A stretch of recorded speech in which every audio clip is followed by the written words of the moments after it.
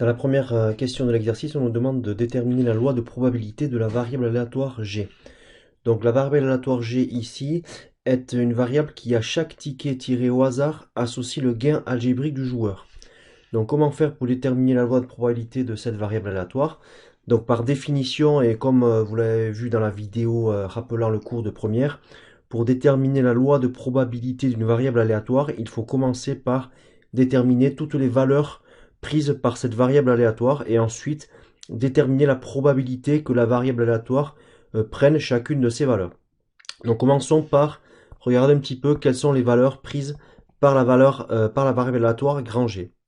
Alors la variable aléatoire grand G, c'est le gain algébrique du joueur, suivant le ticket obtenu. Donc ici, l'expérience aléatoire de l'exercice consiste à choisir un ticket au hasard parmi les 500 qui sont proposés, et suivant le ticket qui aura été choisi, un gain algébrique sera associé. Alors quels sont les différents gains algébriques possibles? Donc si on prend les gains du pire au meilleur, donc nous aurons des tickets suivant d'après l'énoncé, il existe des tickets qui ne font rien gagner. Alors sachant que l'on a déjà payé le ticket 2 euros, donc la première valeur prise par Granger sera donc moins 2. En effet, un ticket qui fait rien gagner est un ticket perdant et qui nous fait perdre en fait 2 euros puisque 2 euros le prix d'achat. Ensuite, nous avons les tickets qui font gagner 2 euros. Donc gagner 2 euros, sachant qu'on a déjà payé 2 euros le ticket, finalement le gain algébrique est alors de 0. Donc moins 2 au départ après l'achat du ticket, plus 2 euros de gain correspondant. Ensuite, nous avons des tickets qui font gagner 20 euros. Donc le ticket qui fait gagner 20 euros, si j'enlève la valeur, le prix d'achat, le gain à la fin algébrique sera donc de 18 euros. Et ensuite, nous avons des tickets qui font gagner 50 euros. Donc 50 euros signifie un gain algébrique de 48 euros. Et pour finir, nous avons le ticket gagnant à 300 euros. Si j'enlève le prix d'achat, on a donc un gain algébrique de 298 euros pour ce ticket-là.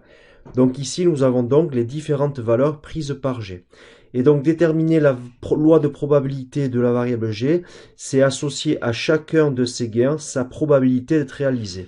Donc on a vu dans la vidéo rappelant le cours de l'année dernière que cette loi de probabilité pourra être présentée sous forme de tableau du type xi pour les différentes valeurs prises par G et la probabilité dans une deuxième ligne que la variable G prenne une de ces valeurs xi.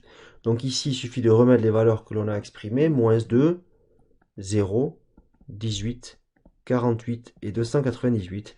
Et il nous reste à déterminer la probabilité que chacune de ces valeurs soit réalisée. Alors le plus simple peut-être est de commencer par la probabilité d'avoir le meilleur gain, c'est-à-dire la probabilité pour que G soit égal à 298. Donc la probabilité que G soit égal à 298, c'est la probabilité de tirer le ticket correspondant. Donc nous avons donc une chance, puisqu'il y a un seul ticket gagnant à 300 euros, donc nous avons une chance sur 500 pour réaliser cet événement. Donc la probabilité pour que G soit égal à 298 vaut 1 sur 500, c'est-à-dire 0,002. Ensuite, la probabilité que le gain soit de 48 euros, le gain algébrique. Donc la probabilité que le gain soit de 48 euros, c'est la probabilité de choisir un ticket qui fait gagner 50 euros. Donc d'après l'énoncé, il y a 4 choix possibles sur 500. Donc la probabilité de 4 sur 500, ce qui va nous donner 0,008. La probabilité pour que le gain soit égal à 18 euros, donc c'est la probabilité de tomber sur les tickets qui font gagner 20 euros. Donc j'ai 5 chances sur 500, ce qui donne 0,01. Ensuite, la probabilité d'avoir un gain nul de 0 euros, un gain algébrique nul, c'est de tirer un ticket qui fait gagner 2 euros. Donc j'ai 90 possibilités sur 500, ce qui me donne une probabilité de 0,18. Et la dernière probabilité du tableau qui me reste à calculer, c'est la probabilité que le gain soit de moins 2 euros. Alors ici, ce n'est pas la peine de déterminer combien de tickets font perdre en fait 2 euros. Il suffit de prendre 1 moins et d'enlever à 1 donc la somme des probabilités que j'ai déjà calculées, puisqu'il faut absolument que la somme de toutes mes probabilités du tableau soit égale à 1. Donc si je fais 1 moins la somme des probabilités calculées, j'obtiens une probabilité égale à 0,8. Donc voilà pour la loi de probabilité de la variable aléatoire G. En deuxième question, on vous demande de calculer ce qu'on appelle l'espérance mathématique de la variable aléatoire G.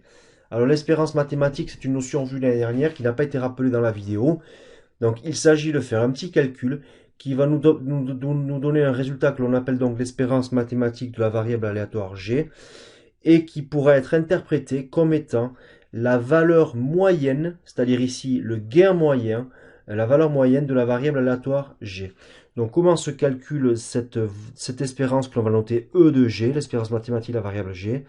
Il suffit de prendre chaque valeur du tableau, chaque valeur prise par G, de la multiplier par sa probabilité et de faire la somme de tous ces produits. Donc en fait ici on va faire moins 2 fois 0,8 plus 0 fois 0,18 plus 18 fois 0,01 plus 48 fois 0,008 plus 298 fois 0,002, on obtient un résultat de moins 0,44.